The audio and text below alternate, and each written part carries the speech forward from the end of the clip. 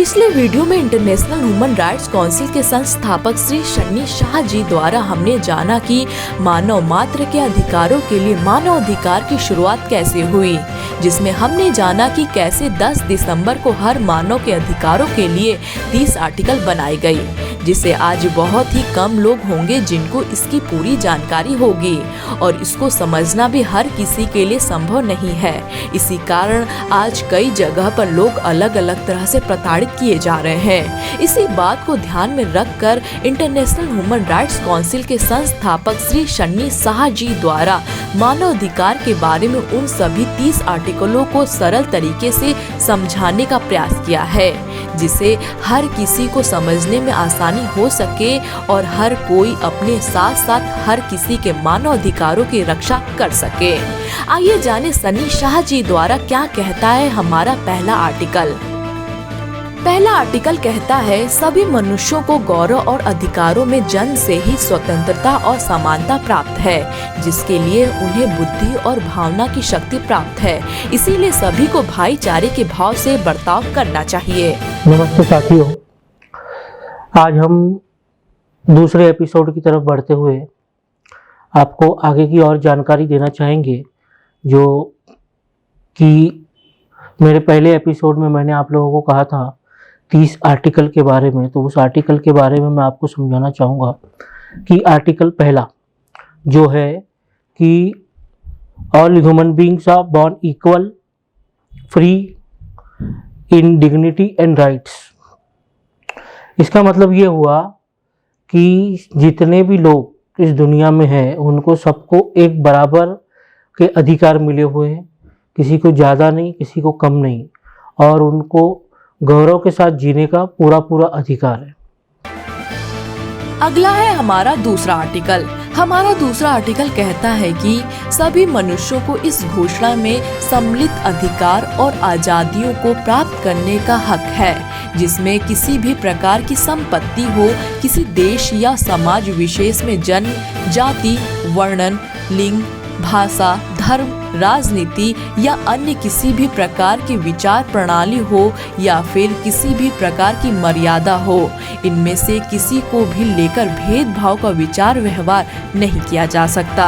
इसके अलावा चाहे कोई देश या प्रदेश हो जिसमें वह देश स्वतंत्र हो, संरक्षित हो, स्वशासन रहित हो या परिमित प्रभुसत्ता वाला हो, इन सभी परिस्थितियों में भी वह देश अंतर्राष्ट्रीय स्थिति के आधार पर वहाँ के लोगों के साथ कोई भी भेदभाव नहीं कर सकता।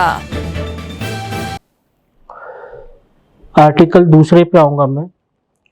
आर्टिकल दूसरा है freedom from discrimination such as race, colour, sex, language, religion और अदर ऑप्शन। ये जो दूसरा आर्टिकल है, ये आर्टिकल हमसे ये कहता है कि लिंग, रंग या किसी भी तरीके का कोई भी भेदभाव जो होता है वो भेदभाव हम किसी के साथ कर नहीं सकते। सब लोग दुनिया में एक बराबर है।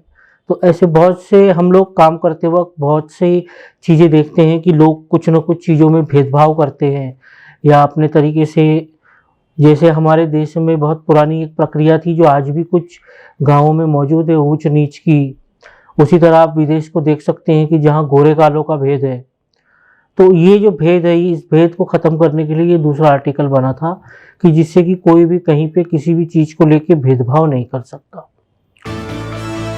आगे हमारा तीसरा आर्टिकल कहता है कि प्रत्येक जन को स्वतंत्र जीवन और उसकी सुरक्षा का अधिकार प्राप्त है।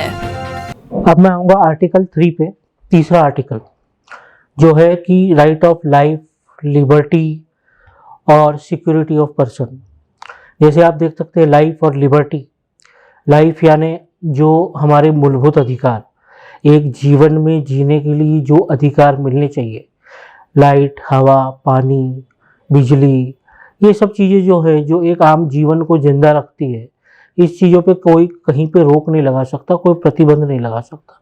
जैसे हमने पुराने इतिहास की कहानियों में देखा था कि कुछ राजा पानी पे लोगों की प्रतिबंध लगा देते थे, उसी तरीके से अलग अलग लोग अलग अलग चीज़ों पे पुराने ज़माने में किसी न किसी चीज़ पे प्रतिबंध लगा देते थे। या आज बिजली जो पहुंच नहीं पाती गांव-गांव, तो ये भी एक समस्या है, जबकि ये मूलभूत अधिकार है, ये मिलने चाहिए। तो इसी तरीके से ये आर्टिकल हमको कहता है कि जो हमें जीने के लिए, जो हमारी जिंदगी जीने के लिए जो चीज़ की ज़रूरत है वो मूलभूत अधिकार है और वो अधिकार हमें मिलने चाहिए।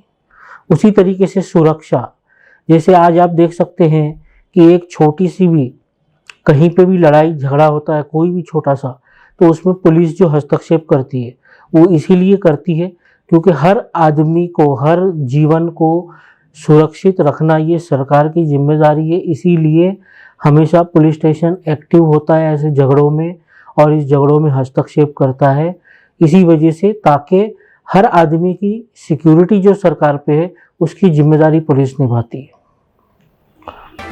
चौथा आर्टिकल कहता है किसी को भी गुलामी के साथ नहीं रखा जा सकता। गुलामी की प्रथा और गुलामों का व्यापार किसी भी प्रकार से अनुचित है। इसी के साथ साथ हम आगे बढ़ेंगे हमारे चौथे आर्टिकल पे, जो है कि right to freedom from slavery and servitude. Slavery यानी गुलामी, आपको पता होगा एक दौर था जहाँ पे मजदूर खरीदे जाते थे, बंधुआ मजदूर गुलामी के लिए खरीदे जाते थे, गुलाम खरीदे जाते थे सेवाओं के लिए, कहीं पे काम कराने के लिए। तो पुराने ज़माने में एक दूसरे राजा जाके गुलाम खरीदते थे, लड़ाई के लिए भी, फौजी बनाने के लिए या अपनी फौज तैयार करने के लिए भी गुलाम खरीदते थे। तो वो जो गुलाम को खरीदना और उन लोगों से पेशावर काम करवाना, तो उस चीज़ पे भी इस आर्टिकल ने रोक लगाई कि इस तरीके से अब गुलामी या कोई बंधुआ मजदूर नहीं बना के रह सकता। अगर स्व इच्छा से कोई इंसान नहीं कहीं काम करना चाहे तो वो अपना काम छोड़ सकता है, और अगर वो काम करना चाहे तो वो अपने मन से कर सकता है। इसके लिए कोई जबरदस्ती या कोई दबाव में उसको काम नहीं करना है। पांचवा आर्टिकल कहता है किसी भी व्यक्ति को शारीरिक पीड़ा नहीं दिया जा सकता और न ही किसी के प्रति निर्दयता पूर्वक क्रूर और अपमानजनक व्यवहार किया जा सकता है। ऐसा करने वाला दंड का अधिकारी हो जाएगा।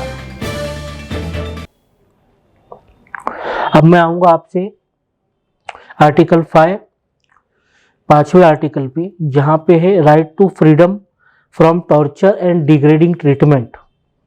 Right to freedom from torture and degrading treatment, यानी आप देखते हैं कि पुराने ज़माने में बहुत से जमींदार या बड़े बड़े मालिक जो होते थे वो मजदूरों पे अत्याचार करते थे या उन पे हंटरे बरसाते थे गलतियां होने पे। तो इसको बोलते हैं एक तरीके का टॉर्चर और डिग्रेडिंग ट्रीटमेंट। उसी तरह कई बार हमारे पास ऐसे भी केस आते हैं कि किसी के साथ भी, मतलब एक आम तौर पे अगर आप देखा जाए तो कोई भी एक इंसान दूसरे इंसान पे किसी भी तरीके की जोर जबरदस्ती या उसको टॉर्चर नहीं कर सकता, मेंटली टॉर्चर भी नहीं कर सकता, या डिग्रेडिंग ट्रीटमेंट यानी मारा पीटी नहीं कर सकता। अगर वो आपके पास आज मजदूर है, वो काम कर रहा है, तो बहुत बार हम देखते हैं उससे गलती हो जाती है तो मालिक फटाक से कान के नीचे उसके लगा देता है।